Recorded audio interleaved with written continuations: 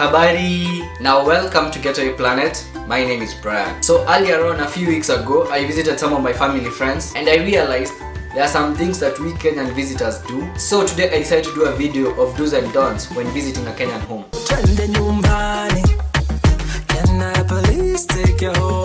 Number 1. Don't go early, and this is why. When you go early, chances are the host and his or her own family are busy getting everything ready. You know, like cooking, cleaning. Some family members are probably even out trying to buy some last minute preparation items like groceries, steak. So you get there at 10 AM on a Saturday. I guarantee you at least one member in that family is still asleep. So anyway, you get there at 10 AM, you're given a cup of tea or a glass of juice, and you awkwardly sit at the living room alone with your cup of tea watching Al Jazeera. So this goes on till around 1 PM when everything is ready, and at least one family member will come after every half hour to ask if everything is okay or to refill your cup of tea. Do you want me to refill your cup of tea? Oh, no thanks, I'm good, thank you. So anyway, my advice to you is to get there at around 2 PM when everything is set. Or you could go early and help out in cooking and cleaning. No, I'll be there at 3 PM. Number 2, come with gifts. When visiting a Kenyan home, you must come bearing gifts. The host has prepared you a meal, they have welcomed you in their home, they have cleaned the house, they are very hospitable. That's the least you can do.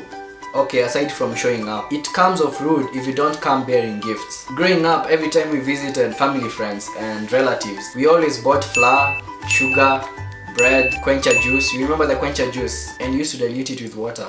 That was the best juice ever. The Britannia biscuits and patco for the kids. Also not forgetting cooking oil and tea leaves. Those were the common things you'd buy your host. Even now we still do it, why stop? Even if you're visiting a close friend who is probably your age mate, you can at least buy them a cheap bottle of wine or Del Monte juice. Remember, you're the one who calls the shots. And kids, don't drink alcohol, it's likely tequila.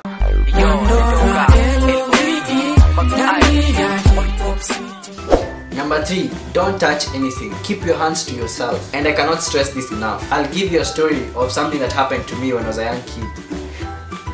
Oh god. We were visiting some friends as a family. So we get there, everything is good. We are seated at the living room with my parents, the host family, and their other friends. So we are seated waiting to get served lunch, right? And we are having these awkward conversations, this small talk where the grown-ups are having conversations about politics, and us kids were just there, just trying to know each other.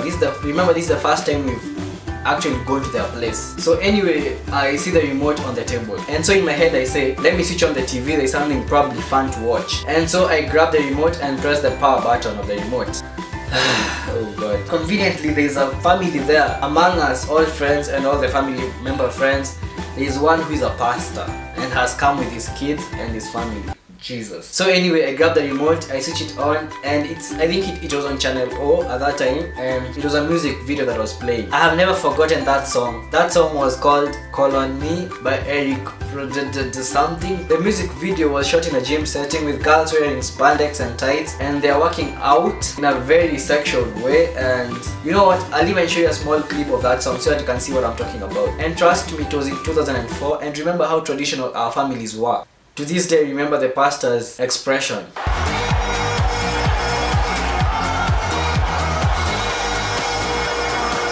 Anyway, I'll finish the story another day. So you get my point, don't touch anything, keep your hands to yourself. You heard? Number 4, take a poo before you leave your house. I don't even have to explain this, do I? Don't go pooping in people's homes unless you're sleeping over. You might decide to take a dump in their house and find that there is water rationing. What will you do? And the toilet can't flush. Huh? Get your together. You heard?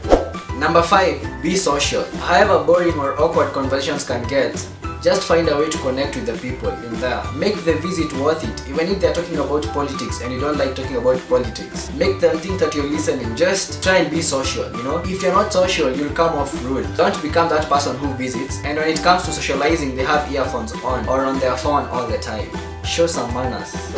Number 6, don't say anything negative about the food. However bad it is, don't do it. Don't. Even if the broth is weaker than our economy, or the food isn't palatable, it has too much or less salt in it. Even if the tea has too much sugar or less amounts of milk. Even if the chapatis are crispy or are in the shape of an embryo. Even if the beef stew was cooked together with warus. Oh, our Kikuyu moms. Even if the food is spicy, take it like